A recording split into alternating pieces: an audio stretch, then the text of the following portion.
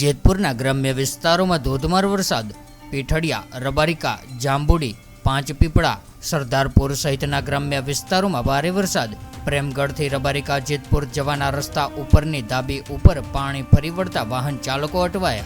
જેતપુર ગ્રામ્ય વિસ્તારમાં ભારે વરસાદને લઈને ખેડૂતો ખુશખુશાલ.